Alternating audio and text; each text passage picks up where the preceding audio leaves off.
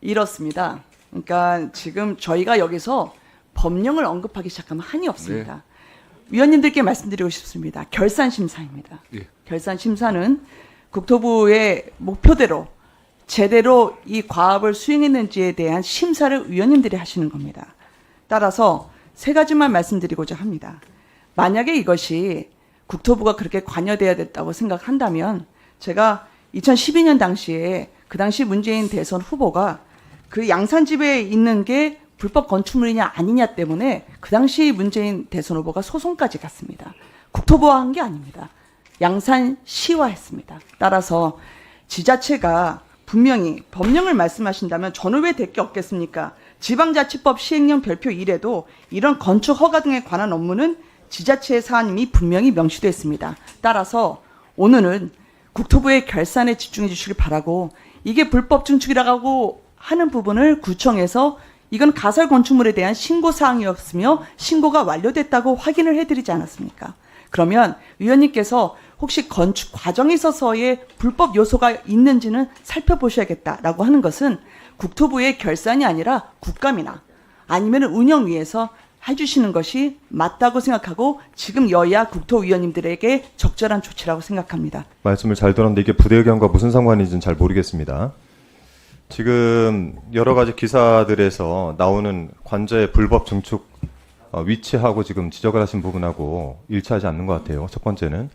두 번째는 그 증축에 대해서 이야기 나눈 거는 21g을 통해 가지고 인테리어 업체가 이것을 증축했느냐라는 의혹이 제기된 것이고, 두 번째는 이에 대해서 종합건설사가 그 증축에 참여를 했느냐 아니면은 명의를 도용했느냐 이 부분이고, 세 번째는 그 종합건설사의 대표 이야기에 따를 때 본인들이 건축을 하겠다라고 신고했던 시점에서 일주일 전부터 공사를 했다라는 건축법 위반 소지가 있다는 겁니다.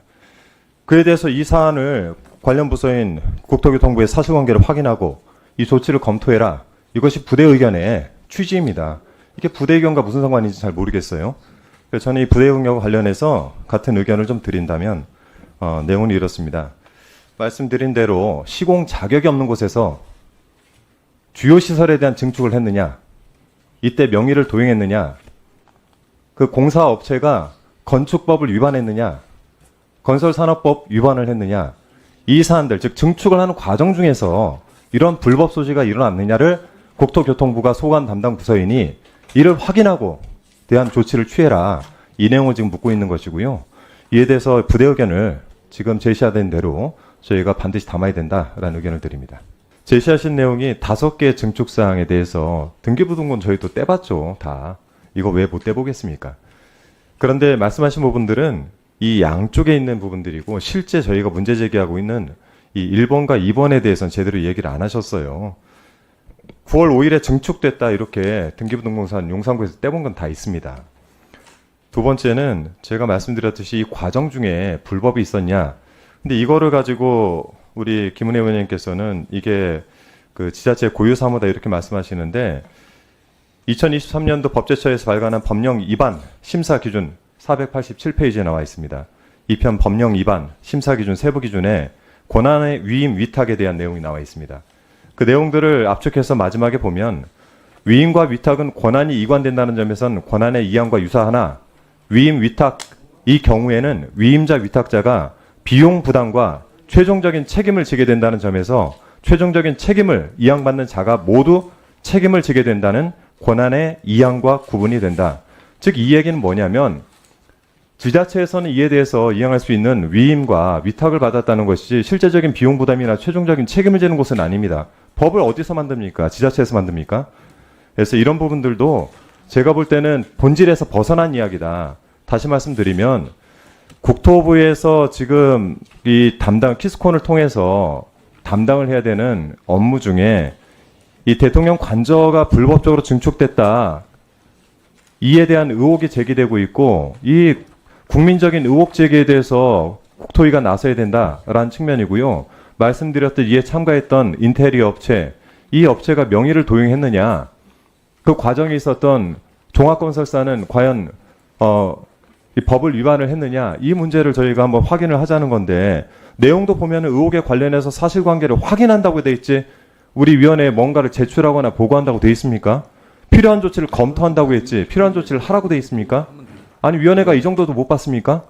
잠시 주목해 주시기 바랍니다. 구독자분들에게 특별한 선물을 준비했는데요. 제가 항상 여러분들 때 강조드리는 말씀이 있습니다. 이슈와 뉴스만 꾸준히 챙겨보셔도 충분히 돈을 벌 수 있다고 말씀드리는데요. 여기 보이시는 채널의 영상을 보시면 어떤 생각이 드시나요? 그냥 눈에 보이시는 뉴스와 영상만 보시고 아무 생각이 없으신가요? 그렇다면 저는 잘못된 것이라고 말씀드리고 싶습니다. 그 이유가 무엇이냐면 제가 8월 초에 뭐라고 말씀드렸나요? 지금은 바이오에 관심을 가져야 한다라고 뉴스만 보고 넘기지 마시고 투자를 직접적으로 생각해봐야 한다고 말씀드렸는데요. 이런 썸네일들과 영상을 통해서 충분히 구독자님들께도 전달이 되셨을 겁니다. 이런 바이오 이슈가 되었을 때 부자들은 어떻게 생각할까요?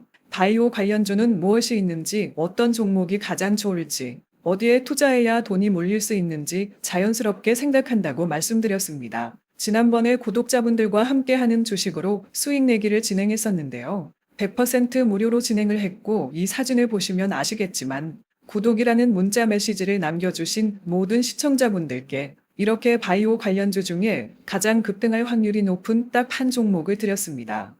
8월 13일에 오정바이오를 추천해 드렸습니다. 여기 나와 있는 사진을 보시면 정확히 얼마에 매수하고 어떤 종목을 사야 하는지 어느 지점에 팔아야 하는지 이런 부분들까지 여러분들에게 정확히 알려드렸는데요. 실제로 많은 분들께서 수입을 보셨습니다. 오른쪽을 보시면 아시겠지만 8월 13일에 오정바이오를 소개해드리고 나서 실제로 며칠이 지나지 않고 이렇게 주가가 상한가가 되었습니다. 당시에도 굉장히 많은 분들이 제가 드린 이 종목으로 수익을 내셨습니다. 지난번과 똑같이 구독이라는 문자를 보내주시면 이번에 이슈가 되고 있는 주식 중에 앞으로 대장주의 구실을 하면서 주가가 가장 크게 상승할 한 종목을 시청자분들에게 문자로 종목명과 사고자 하는 시점을 모두 알려드리겠습니다. 이 영상을 보시고 계시는 시청자분들 중에 종목이 궁금하다 하시는 분들은 남녀노소 시간대 상관없이 이렇게 상단에 번호를 항상 남겨놓고 있습니다. 전화번호 010-5638-2209 똑같이 무료 급등 주식 문자를 보내드리겠습니다.